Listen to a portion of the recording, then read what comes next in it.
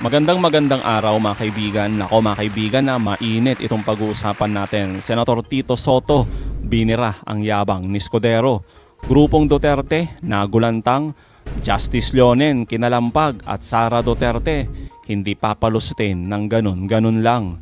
Matapos ang planong ilibing na agad ang impeachment ni VP Sara ng grupong Escudero at Duterte dahil sa utos ng Korte Suprema, abay matapang na hinarang nila Tito Sotto ang agarang i-dismiss ang kaso ni Sara Duterte.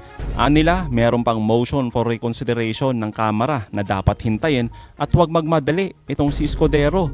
Samantala, lalo namang binira ni Tito Sen itong si Escudero, hindi lamang sa usapin ng impeachment kundi sa matinding usapin ng korupsyon at mga batikang abogado na bumalangkas sa 1987 Constitution, sinasabing harapang pinaboran si Sara Duterte kaysa sa katotohanan at kagustuhan ng taong bayan na harapin ni Sara Duterte ang impeachment trial. Yan ang pag-uusapan natin, pero bagong lahat, paki-like po muna ang video, paki-share na din po at subscribe na po kayo sa ating channel. Unahin na po muna natin ito mga kaibigan. Pinapaikot ngayon ang isang draft resolution na layong pag-isahin ang posisyon ng Senado tungkol sa Supreme Court decision na nagpawalang bisa sa impeachment complaint laban kay Vice President Sara Duterte. Sa kopyang nakuha ng media, tinutulak nito na repasuhin ang Supreme Court ruling para raw mapanatiling pantay-pantay ang mga kapangyarihan ng Korte Suprema, Kamara at Senado. Ipinunto nito ang sinabi ni dating Associate Justice Adolfo Azcuna na dapat sundin ang dating definisyon na makukonsidera lang na initiated ang isang impeachment complaint kapag isinama na ito sa order of business. Unfair daw kung babaguhin ng Korte Suprema ang definisyon at ia-apply ng pabalik o retrospectively at sasabihing unconstitutional ang ika-4 na complaint.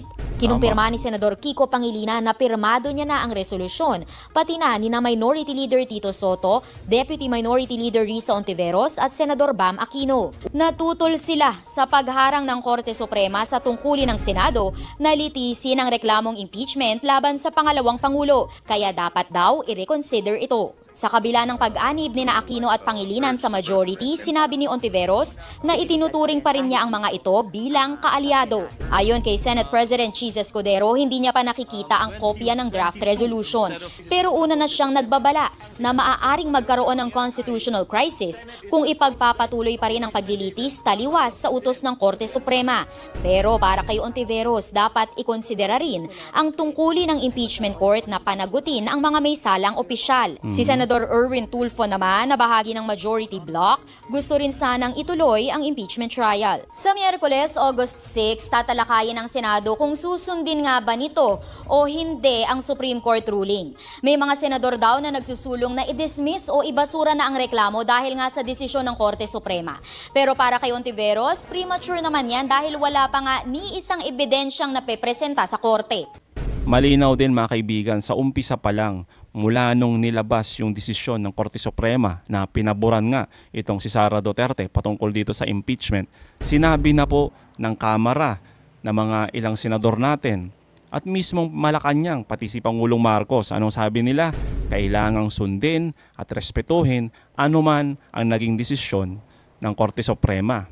Kaya nga mga kaibigan, sinasabi nga nila Senadora Risa na kasama sa due process yung pagpa-file ng motion for reconsideration at tinatanggap din po yan ng Korte Suprema. Kaya nga po kailangan talaga na hintayin muna bago magdesisyon itong mga atat na alipores ni Duterte dito nga sa kaso ni Sara Duterte.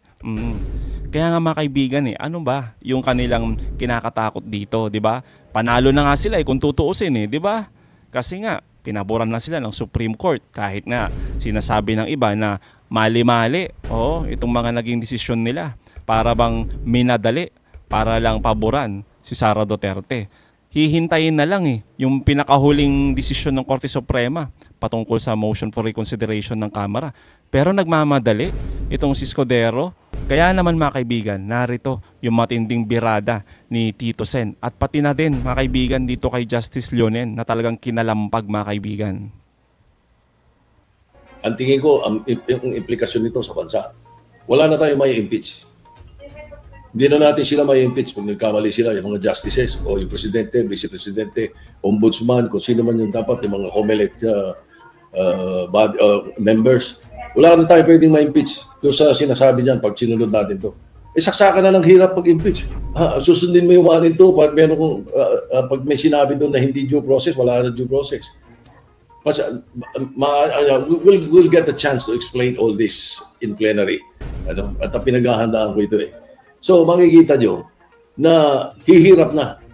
Kasi itong Supreme Court decision na to practically removes option 3, which was done. 1/3 nakapirma eh. Mahigit 1/3 yung nakapirma eh. Yun na sinasabi ng Konstitusyon eh. Hindi na magagamit yan. Pagpalagay mo si Ombudsman gustong i-impeach. Ako ngayon, may magpa-file ng impeachment. Bago mag-file itong impeachment ako congressman, kaibigan ko si Ombudsman, magpa-file na rin ako ng impeachment muna. Yung walang kakwenta-kwentang impeachment. Bali wala na yung pangalawa mong impeachment. Dahil nauna ko eh. Ganun yun ang effect nito eh. Again, I don't know kung sino sa kanila ang hindi nakakaalam nun. Siguro naman, mga constitutionalist ka naman siguro bago ka na-appoint sa Supreme Court. Pag napag-usapan na namin ito lengthily sa floor para nakaririnig ng taong bayan ang usapan at hindi nakatago, pag napag-usapan na namin ito, baka naman mayroong mga mamulat dyan na ang mangyari, imbis na magmadali kami, hintayin natin yung MR. Baka sakaling pag nag-review ang Supreme Court, baka magbago isip eh. Di ba? Baka ma-realize nila, teka muna, mali pala yung interpretasyon natin ng ganito. O baka mistaken tayo rito. Baka sabihin nila, hindi, unanimous siya, never nagkamali ang Supreme Court, never nag-reverse. Hindi, we checked. Meron palang record sa Supreme Court na unanimous, nag-reverse eh. So, okay, ito yun ang question ko. Kung nagmamadali, sa mga nagmamadali, nakasama ko. Paano kung dinesisyon na natin to next week? Sabihin nila, dismiss natin tong articles of impeachment kasi may Supreme Court decision. Nanalo sa boto sa amin, sa Senate yun. O dismiss. Paglabas ng MR ng Supreme Court, nag-reverse. Anong gagawin namin ngayon? Kasi unanimous eh. Unanimous, for all you know, hindi kaya unanimous mistake. May immediate na articles of impeachment, forthwith, immediate. Yun ang interpreto, sabi nila, hindi, yung forthwith parang hindi immediate. Ngayon na sinabi ng immediate executory, pero hindi pa final, pinipilit naman ng iba ngayon, hindi, immediate daw eh. Akala ko ba, iba forthwith immediate? Nako talaga. Sa madaling salita, ikinalulungkot ko. Pero pagka ayaw, may dahilan. Pagka gusto, may paraan. Malinaw naman, di ba mga kaibigan, yung sinasabi dito ni Tito Sen at nila Senadora Risa. Ang gusto lang nila, hintayin muna yung pinaka-final na decision ng Korte Suprema patungkol nga dito sa ifa-file na motion for reconsideration ng Kamara. At hindi yung atat na atat itong mga alipores ni Duterte. At syempre sa pangunguna ni Escudero na i-dismiss na at pag-usapan na yan, na ilibing na yung kaso ng ating Vice Presidente. Samantalang mga kaibigan, paulit-ulit nang sinasabi kasama sa due process yung pagpa-file ng motion for reconsideration. Malay nga naman natin talaga kung magbago yung desisyon ng Korte Suprema o di nayari na. Di mas lalo magkakagulo na paghahalataan tuloy sila na talagang takot sa matitinding ebidensya na hawak ng Kamara. Laban nga dito sa kanilang amo na si Inday Sara Duterte. Iyan ang pinakamasakit na katotohanan dito. At saka ako at this point, sinasabi mo maraming babanggayin, baka pag initan kami, babanatan kami ng mga baser, ng mga troll, ng mga kung sino-sino. I actually don't even care anymore. Bakit? Yun ang masarap ng matanda ka na pala. At matanda ka na rin sa politika. Wala na akong dapat tanawin na utang ng loob ng kahit kanino. So kahit sino masagasaan namin doon, kami kasi na to. Basta gusto namin tumino ang takbo ng bansa. Yawn. Gusto namin tumino ang takbo ng mapatino ang reputasyon ng Senado.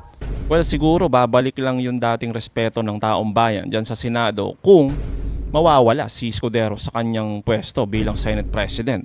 At siguro mas lalong babalik pa yung tiwala kung mawawala na siguro yung mga protektor ng mga Duterte dyan sa Senado. Ano sa tingin niyo mga kababayan? So kahit kami magkabaong-baong dito, kami batuhin at patayin ng kung sino, wala kami pakialam na.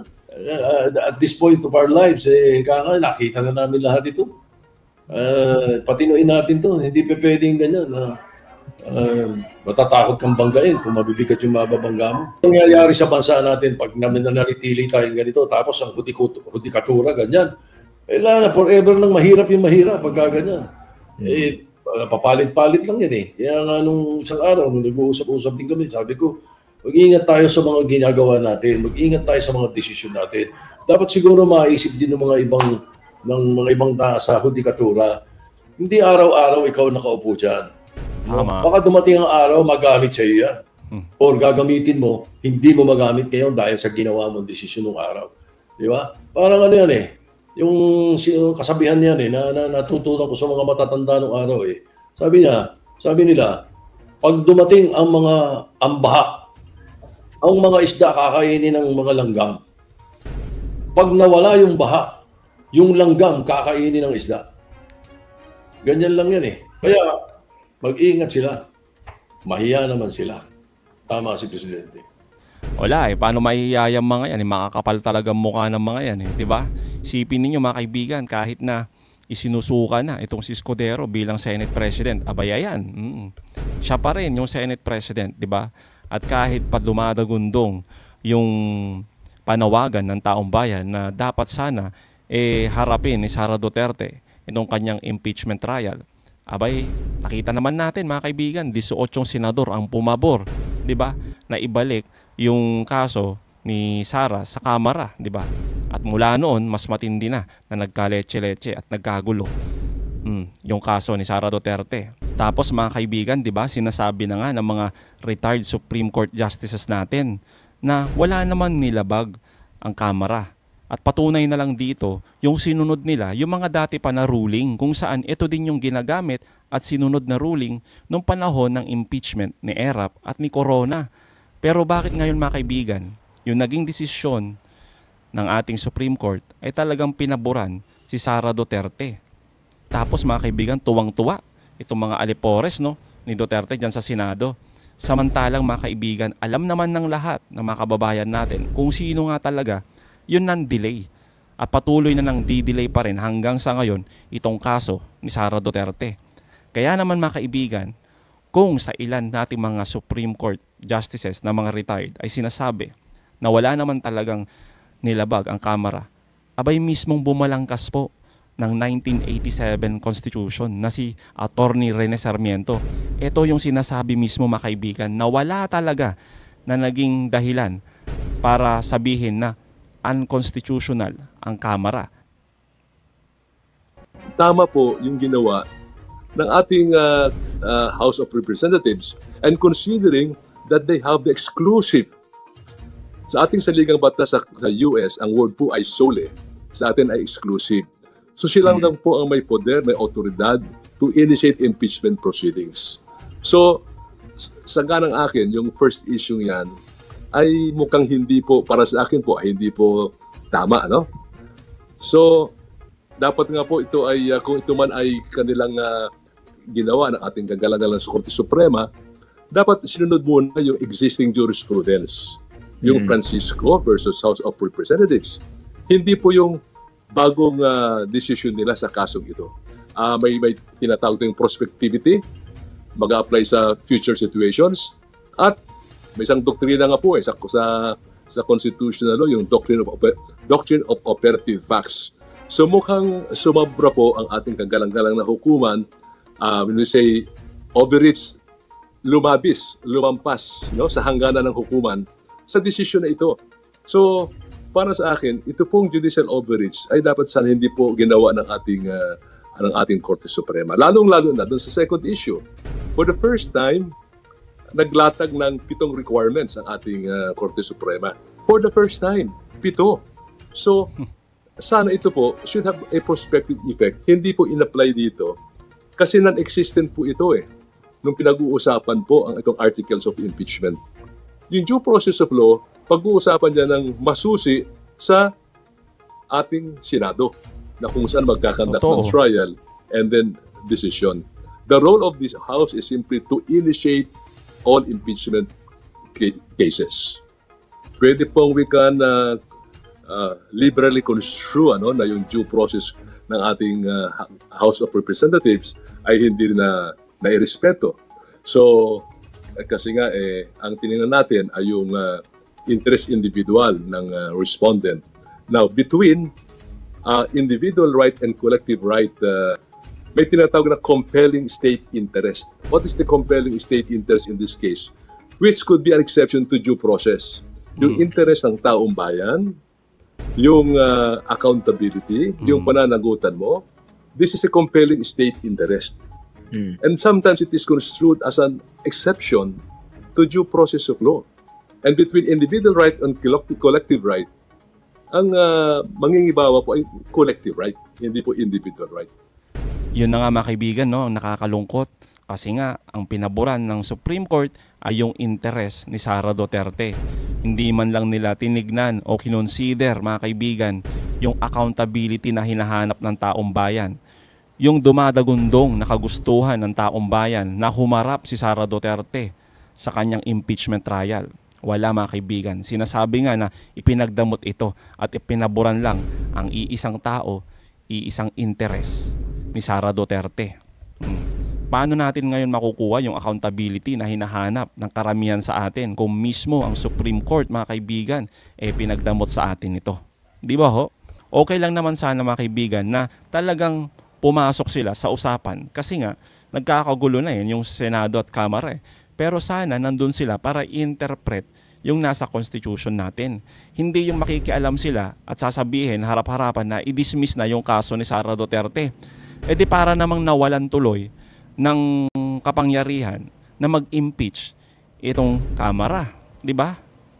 Kung saan paulit-ulit nang sinabi na tama yung ginagawa nila.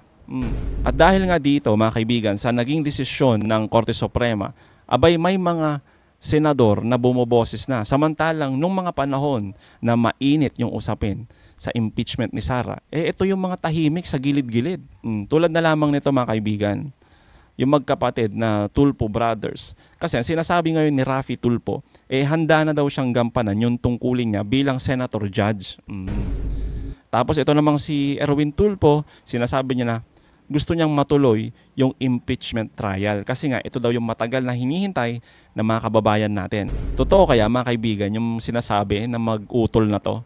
Kasi nga kung ako lang din naman mga kaibigan, for example, ako yung isa sa 18 na bumoto para ibalik yung kaso ni Sara Duterte sa Kamara. Well, sa ngayon mga kaibigan, pwede ko nang sabihin yan na gusto kong maging senator judge. Handang-handa na ako. Gusto kong matuloy yung impeachment trial. Gusto ko ng accountability, at transparency at maipakita sa kababayan natin yung mga matitinding ebidensya. Pero may utos kasi yung Supreme Court.